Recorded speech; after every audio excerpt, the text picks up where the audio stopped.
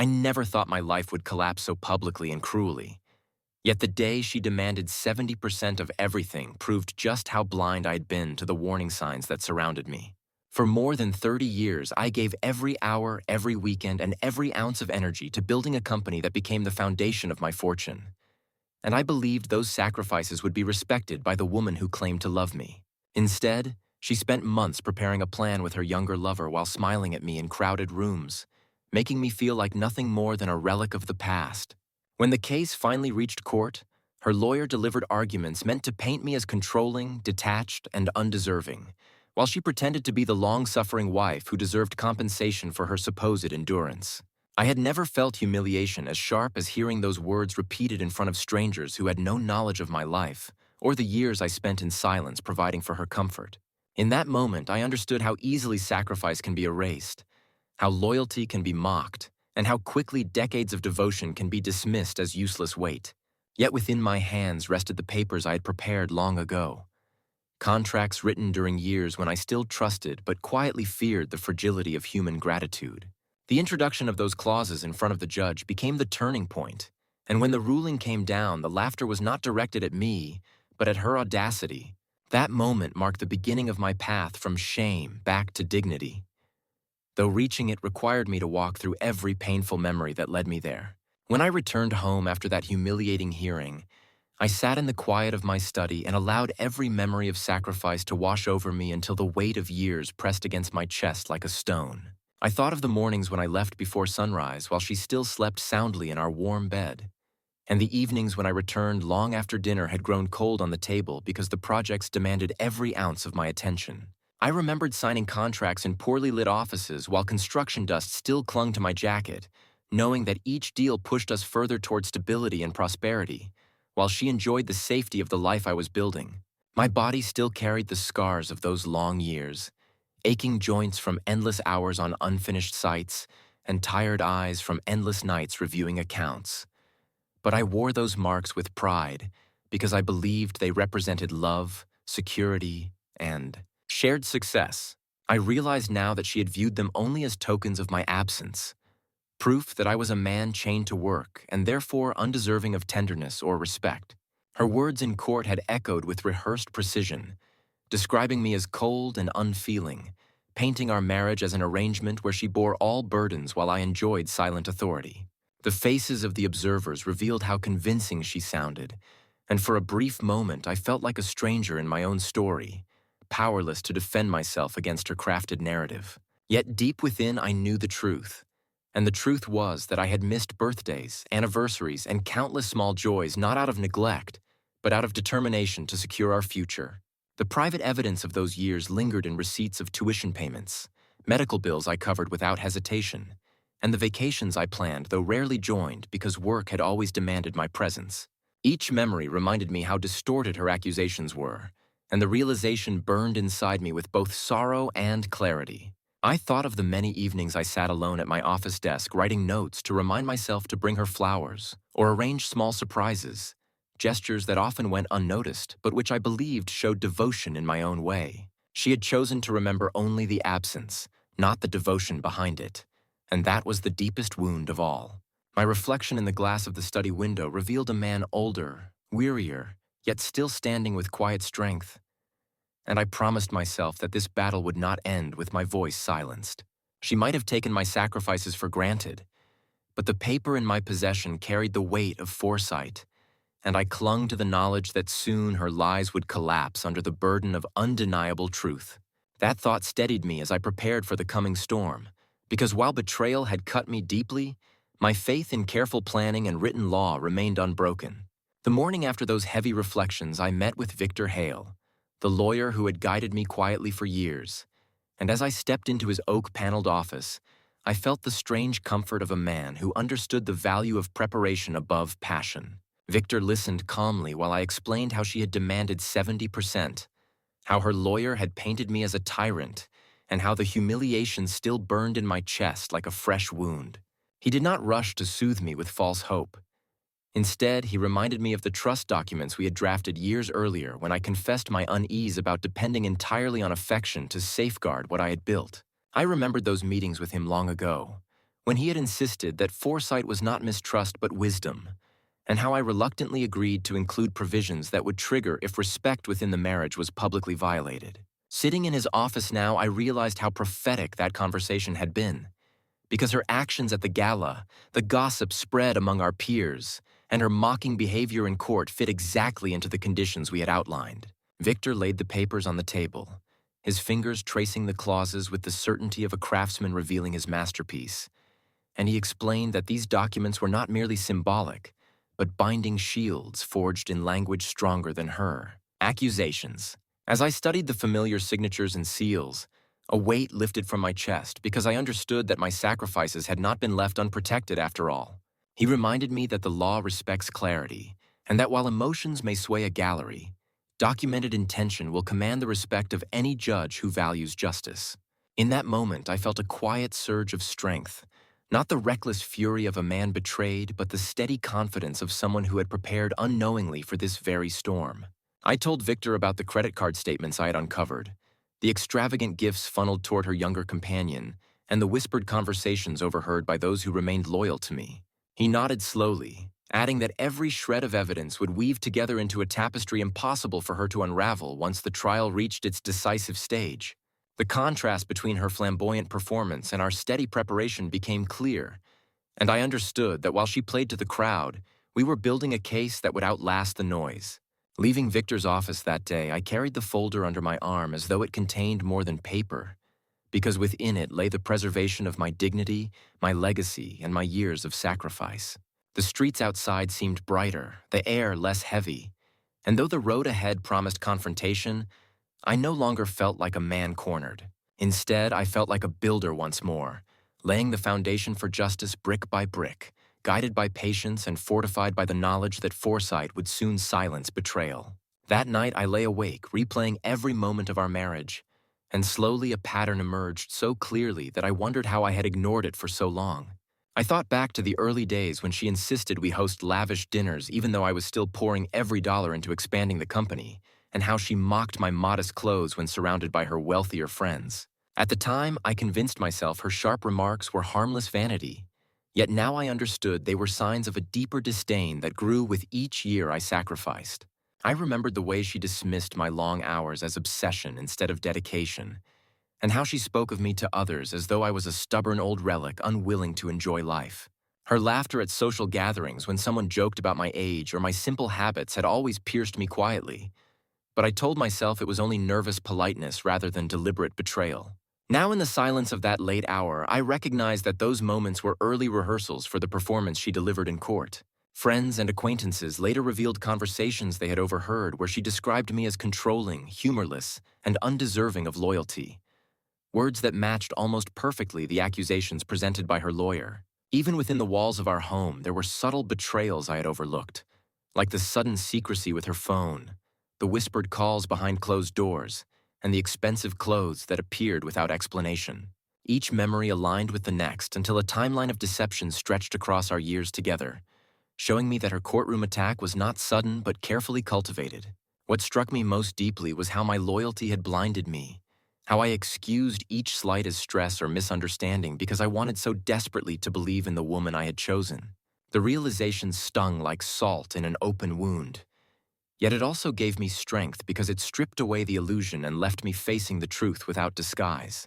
I saw clearly that this was not merely about money or property, but about erasing my identity as a man who had sacrificed everything for stability and respect. In her story, I was nothing but a weight dragging her down, while in reality, I was the pillar holding everything upright. That contrast fueled a quiet determination within me, and I knew the courtroom would become the place where truth finally stood against fabrication. As I drifted into restless sleep, I held onto the evidence of her careless words, the testimony of those who had heard her insults, and the documentation that would reveal her hypocrisy. For the first time in weeks, I felt a sense of control returning, not born of anger, but of clarity, because the pieces of betrayal now formed a pattern I could finally see. And with that pattern came the certainty that her performance would collapse, beneath the weight of undeniable truth. When the battle moved from private accusations to the halls of my company, I realized she was determined to strike at the core of everything I had built, and the betrayal deepened in ways I had not thought possible. Rumors began spreading among board members that I was unstable, too weary to lead, and unable to adapt to modern strategies. Words that mirrored her constant criticism at home, but now spoken through her allies in public.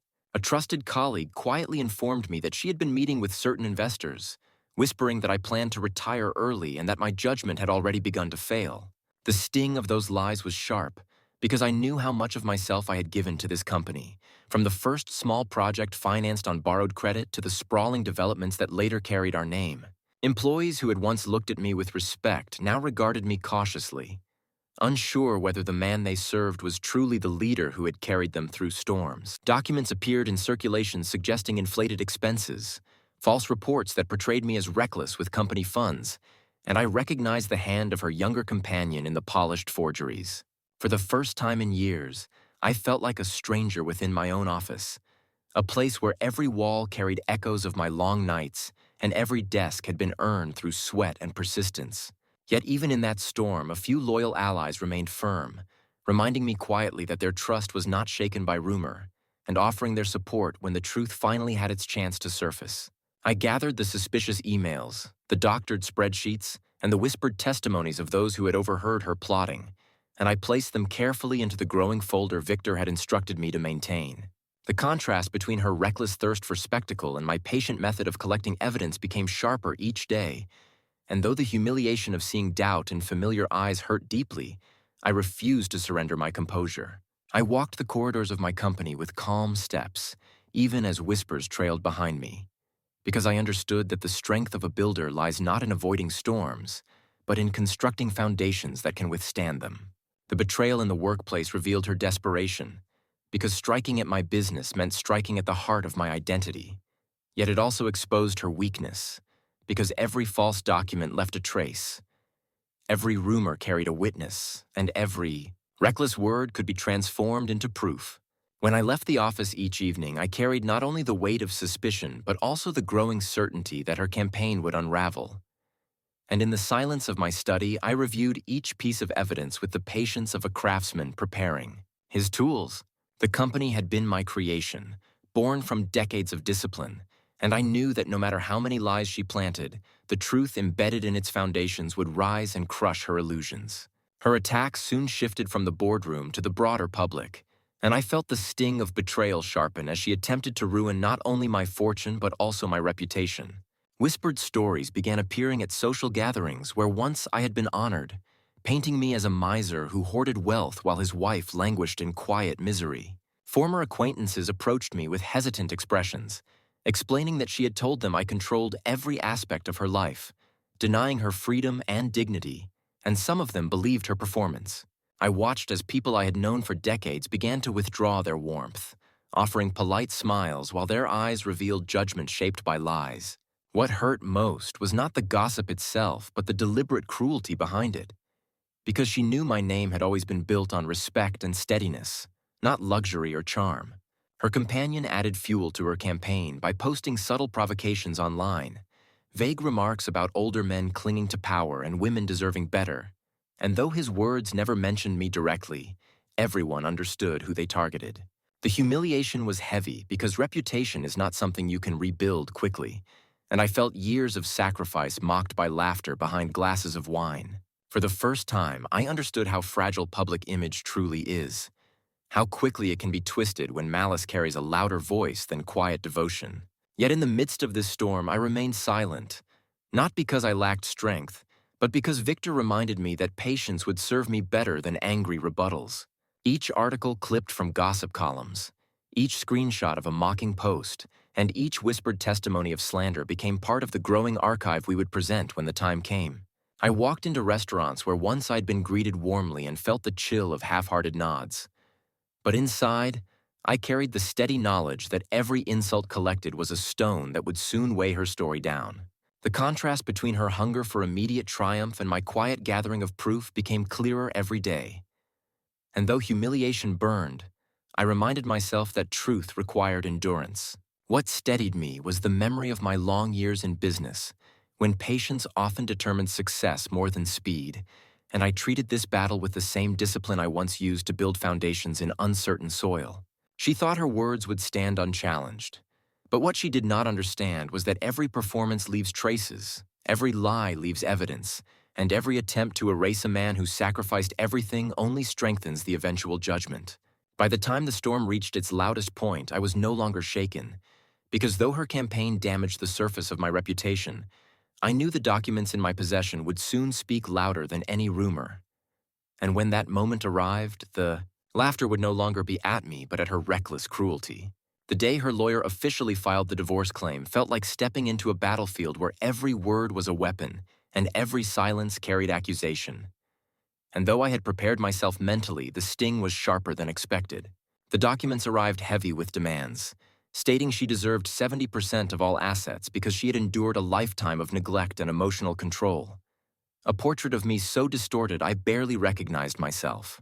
Reading those pages, I felt as though my years of sacrifice, my late nights on construction sites, and my constant devotion had been erased and replaced with a cruel caricature meant to destroy me. She claimed ownership of the family home, the vacation property, the vehicles, and even a share of the company I had built long before she entered my life, as if my existence before her carried no meaning. I sat at my desk in silence while Victor studied the papers with a practiced calm, reminding me that demands are not victories and accusations are not truths. Still, I could not ignore the humiliation of knowing her words would be read by clerks, assistants, and judges who might not understand the years behind my story. The betrayal in those documents was deeper than any rumor because it carried the force of legal aggression, a direct attempt to strip me of everything I had built. Yet within my chest a steady clarity grew, because I understood that this was the moment our long preparation had been designed for. I gathered records of tuition payments, receipts of medical care, and the countless expenses I had covered without hesitation, each a quiet reminder of the devotion erased from her narrative. Friends and colleagues offered statements describing my sacrifices, testifying to years when I placed others above myself, and these pieces became threads in the fabric of defense Victor was weaving. The difference between her reckless demands and our patient evidence became clear, and though the humiliation still burned, I began to feel the weight of justice tipping quietly in my favor. I thought of the countless nights I had fallen asleep at my desk so that she might rest comfortably in our home. And I realized that while she presented herself as a victim of neglect, the true story revealed a man who had given everything without complaint.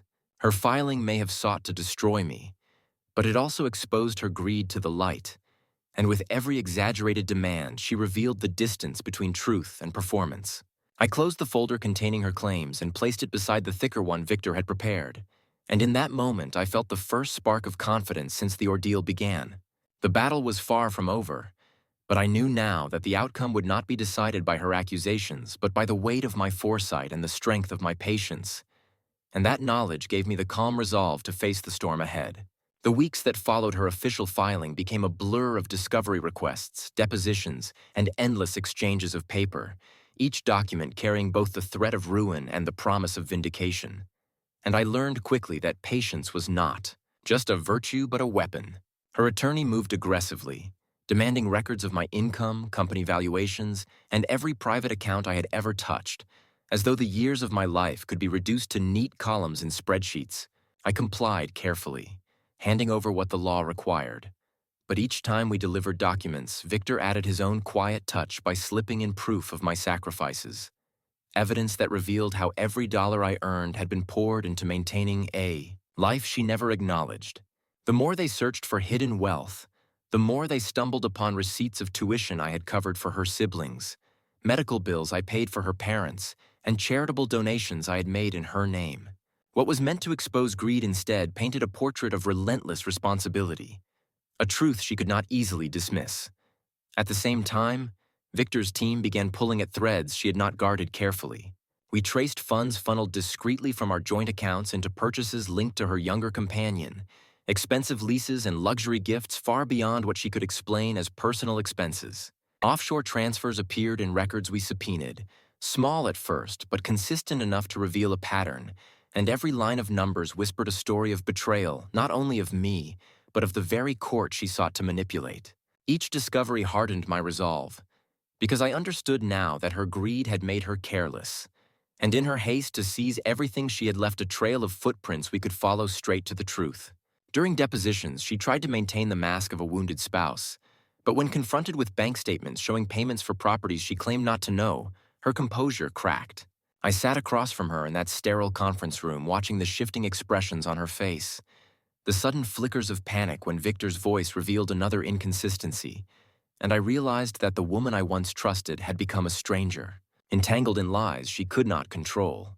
The humiliation of earlier weeks began to dull as I recognized the power of evidence over performance, because while her words had once swayed acquaintances, the cold precision of numbers and signatures offered no stage for manipulation. Still, the process was exhausting. Each evening I returned home drained, the weight of paperwork and memory pressing against me like stones. Yet I forced myself to review every page, to annotate every inconsistency, and to remind myself that foresight and discipline were my only shields. Friends who remained loyal offered quiet encouragement, reminding me that truth has a rhythm, and though it moves slowly, it always reaches its mark. I clung to that thought as Victor compiled a case that grew heavier each day, a fortress built not of stone but of clauses, receipts, and testimony. Meanwhile, she doubled her efforts in public, appearing at events draped in jewelry purchased with money traced back to our accounts, smiling as though she had already claimed victory. But I knew the walls were closing in on her performance. For every laugh she shared at my expense, there was a document resting in our folder that revealed her duplicity, and for every whisper she spread, there was a witness prepared to testify about her cruelty. I found strength in the contrast between our approaches, because while she chased spectacle, I pursued substance, and though the crowd may have admired her bravado for a season, the courtroom respected only evidence. By the time discovery ended, our files towered over hers in both weight and credibility, and I felt a calmness I had not known since the ordeal began. The storm was far from finished, but the tide had shifted, and I knew that soon the very system she had trusted to strip me bare would become the platform that revealed her greed. In that realization, I discovered a renewed sense of dignity, because even though betrayal had cut me deeply, I had remained steady, gathering patiently the pieces that would turn her assault into her downfall. The day of the courtroom confrontation arrived with the kind of stillness that precedes a storm, and as I sat at the long wooden table beside Victor, I felt the weight of years pressing against my shoulders, yet also the quiet certainty that patience was about to be rewarded. She entered with her lawyer and her companion seated boldly behind her, both wearing the smug expressions of people convinced victory had already been secured. And I watched the gallery fill with curious faces eager to witness the dismantling of my life. Her attorney spoke first, weaving a story of a woman trapped in a loveless marriage, describing me as cold, controlling, and unworthy of sympathy, while pointing dramatically toward her as though she were the embodiment of long-suffering virtue. The crowd murmured in sympathy, and I felt again the sting of humiliation. Yet this time, it did not pierce me deeply, because I knew what waited within Victor's folder. When the opposing counsel demanded 70% of my estate, painting it as fair compensation for decades of supposed endurance, I lowered my eyes not in defeat but in quiet preparation. Victor rose with deliberate calm, his voice steady and precise, and he presented the documents we had prepared years earlier when foresight still seemed unnecessary. As the judge began to read the clauses aloud, the air in the room shifted, because the words on those pages spoke with clarity that no performance could obscure. The respect clause, written in careful language, stated that any public act of disparagement, humiliation, or attempt to erase my contribution would nullify claims to extraordinary settlement, and the silence that followed each line was broken only by the shuffle of papers. I glanced toward her and saw the first flicker of panic cross her face as the gallery leaned forward, realizing the story she had spun so carefully was being dismantled by her own arrogance. The judge continued reading, emphasizing that the clause had been reviewed and signed by her years earlier, binding her to consequences she had never considered real. A ripple of laughter passed through the courtroom as the absurdity of her demands collided with the strength of her own signature, and I sat taller in my chair, not triumphant but steady, because dignity was finally returning to its rightful place. Her lawyer tried to protest, claiming coercion and ignorance, but Victor countered with witnesses from the time of drafting, professionals who confirmed she had been advised thoroughly and signed with full knowledge. The judge allowed the evidence of her public disparagement, the recorded statements, the articles and gossip traced directly to her, and each piece tightened the net around her claims. The gallery that once whispered judgment about me now exchanged glances filled with disbelief at her audacity, and I realized that humiliation had shifted entirely to her side of the room. For the first time in months, I felt a breath of peace fill my chest, because the truth was no longer buried beneath performance, but shining under the weight of law. She tried to compose herself, tried to maintain the mask of a victim wronged, but her trembling hands betrayed her, and even her companion looked uneasy as he realized the tide had turned. The laughter that echoed after the judge's remark about her overreach was not cruel but decisive, sealing the moment when her attempt to erase me collapsed into farce. I sat quietly, my eyes fixed on the polished wood of the table, refusing to gloat, because I understood that true strength did not require spectacle. What mattered was that sacrifice had not been erased, foresight had not been wasted, and dignity had not been lost. When the judge declared that her request was not only unreasonable but also legally barred by the very clause she had once dismissed, I felt the final chains of humiliation fall away. The storm had not yet ended, but in that moment I knew the foundation had shifted permanently in my favor, and the patience I carried through months of betrayal had finally revealed its purpose. When the judge allowed Victor to call additional witnesses, the focus shifted toward the man who had quietly encouraged her campaign, and I watched as Adrian Cole was summoned to the stand with an arrogance that revealed his ignorance of what was about to unfold. He walked forward with the swagger of someone convinced he was untouchable, his tailored suit stretched over muscles meant to impress, and he sat down with a smirk that seemed directed more at me than at the court. For months I had known of his presence in the shadows of her betrayal, the expensive dinners, the gifts purchased with money funneled from accounts I had built, yet seeing him seated there brought the full weight of humiliation back into sharp relief. He tried to present himself as a successful entrepreneur, claiming he had no dependence on her, but Victor's cross-examination cut through the facade with steady precision. Piece by piece, the documents we had uncovered revealed leases signed in his name but funded by her transfers, luxury items purchased on credit cards linked to our accounts, and payments to cover debts he had quietly accumulated while pretending to be self-sufficient. Each revelation struck him visibly, his posture stiffening, his smirk fading, and the gallery leaning closer to catch every detail. I sat still, my hands folded tightly on the table, refusing to allow satisfaction to show, because I knew dignity rested not in gloating but in endurance. The judge listened intently as Victor presented bank statements, rental agreements, and testimony from financial experts who confirmed the trail of dependency. Adrian's voice grew weaker with each answer, and eventually he admitted that she had supported him for months, his so-called ventures nothing more than empty shells propped up by her access to my resources. The weight of that admission filled the room with silence more devastating than any outburst, because in that moment the entire courtroom saw clearly what her narrative had concealed. She shifted uneasily in her seat, her carefully constructed image of independence unraveling as the truth exposed the reality of her choices. For years I had carried the burden of sacrifice alone, and now the contrast was undeniable. While I built and preserved, she squandered and deceived. Watching Adrian falter under the calm force of evidence was both painful and liberating, because though his presence embodied betrayal, his collapse marked the turning point where humiliation no longer belonged to me. The gallery that once judged me with suspicion now whispered in disbelief at the scale of deception revealed, and the same people who had laughed at her performance earlier now saw her alliance with him as nothing more than a reckless gamble. The judge made notes carefully, his expression betraying neither anger nor amusement, but his occasional glances toward her carried the weight of silent judgment that no ruling could soften. Victor concluded by submitting the final document, a lease agreement for a penthouse signed by Adrian but entirely funded through withdrawals from accounts tied directly to me, and the effect was devastating. Adrian lowered his head, his bravado broken, and she turned pale as the realization settled that the very evidence she had hoped would destroy me had become the chains binding her case.